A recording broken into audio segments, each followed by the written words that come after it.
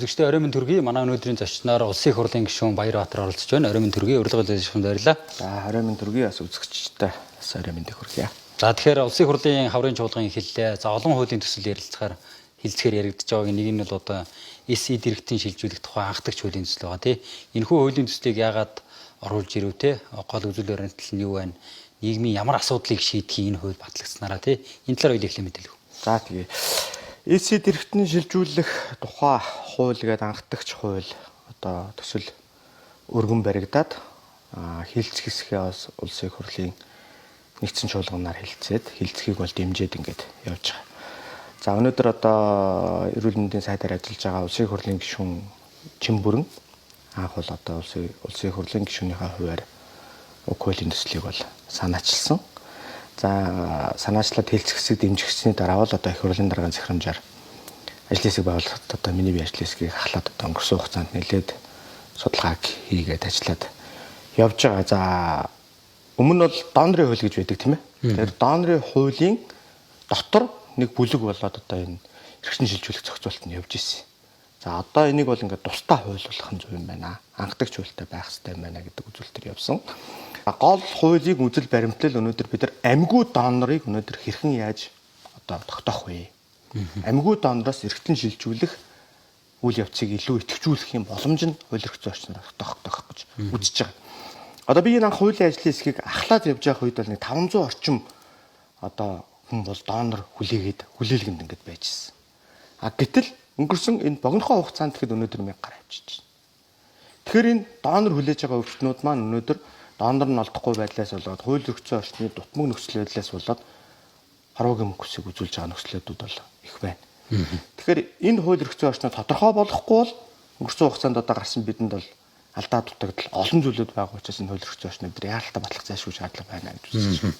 Тэгэхээр нэг талдаа одоо шинжлэх ухаан технологи хөгжиж байна. За мөн үүнийг дагаад Монгол улсад эмчилдэггүй одоо өвчнүүдийг эмчилж байгаа. За эргэтэн шилжүүлэн суулгах хагалгаануудыг ч гэсэн жилээр тусам ингээд агч байгаа энэ үйл явц бас ингэж яг энэ хуультай холбогдох тий. Тийм. Одоо дэлхийн 200 гаруй улсаас 93 улс эд эргэтэн шилжүүлдэг мэс заслыг. Энэ 93 улсын нэг нь өнөөдөр Монгол улс байхгүй. Цөөхөн улсуудын одоо нэг нь тийм ээ. Тэгэхээр бид нар өнөөдөр эд эргэтэн гурвангийн шилжүүлж байгаа. Өнөөдөр манай төрийн сайрхал хүний аяатамж Батчулуун эмч маань одоо бас манай дэд ажлын хэсгийг би урьж одоо ахлуулсан. За дээр нь одоо нэгдүгээр эмнэлэг эрүүл мэндийн яам гээд бусад одоо мэрэгжлийн эмнэлгийн салбаруудын одоо эмч ажилтнуудаас оруулж бүрдүүлсэн эрдэмтэд судлаачдаас бүрдсэн дэд ажлын хэсэг өнгөрсөн хугацаанд бол маш өндөр түвшинд ажилдсан байж байгаа. Одоо гавьяат эмч Батчулуун эмчтэй холбоотой яг энэ эд эргэтэн шилжүүлэн суулгасантай холбоотой хэрэг нийгэмд мандсан тий. Энэ асуудал юунаас усан? Яг энэ шинээр батлагдж байгаа, шинжлэгдэж байгаа энэ хуулиуд дээр эдгээр асуудлуудыг бас хэрхэн тусгаж гин тий. Тэгээ хүн болгон эмч биш. Хүн болгон анагаахын мэдлэг мэдээлэл байхгүй гэж болно.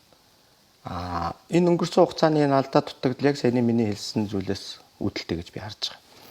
Олон улсын практик, туршлага, олон зүйлийг бид нар судлаад зүтгээд эргэтнийг авахд ойр орчмын эргэтэнтэй одоо бас цуг авчиж нөгөө нийлбэр бүрдүүлбэр болдог. Батчлуун эмчийн хийсэн тухайн үеийн асуудал бол ерөөсөө л тийм л зүйл хийсэн. Тэгэхээр манай өнөөдрийн энэ өргөн бариад хэлцэж байгаа хуулийн дээр бид нэг бүрдүүлбэрээр нь оруулж байгаа. Эргэтнийг бүрдүүлбэрээр нь тий. Жишээлбэл одоо шүрмсийг чүмхтөө авдаг ч юм уу тий. Иймэрхүү байдлаар ингэж авч одоо тэрийг цааш нь одоо шилжүүлэн суулгах юм зүйлийг явуулж байгаа. Дээр нь бидний хуулийн дээр бас нэлээд өөдрөг үзэл баримтлалыг бол харж байгаа. Өнөөдөр жишээлбэл харьяалгүй хүнд гадаадын иргэн бид нар эргэтэн шилжүүлэх заалтыг хуулиндаа тусгаж өгсөн.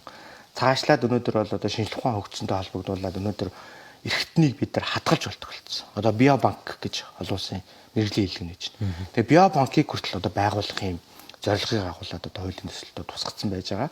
Тэгэхээр одоо энэ хаврын энэ ээлжид нэгдсэн чуулганаар одоо бас энэ парламент энэ хуулийг өргөн хэлцүүлэг хийж одоо бас дэмжиж батлах зайлшгүй зүйтэй байна л гэж одоо үзэж байгаа. Өв гишүүнийхээ хувьд. За баярлалаа танд. За баярлалаа. Үзэгчдээ бид өнөөдөр зочноор Улсын их хурлын гишүүн Баярбаатарыг урьж эд эргэтэн шилжүүлэх тухай хуулийн төсөлтэй холбоотой зарим мэдээллийг хүргэлээ.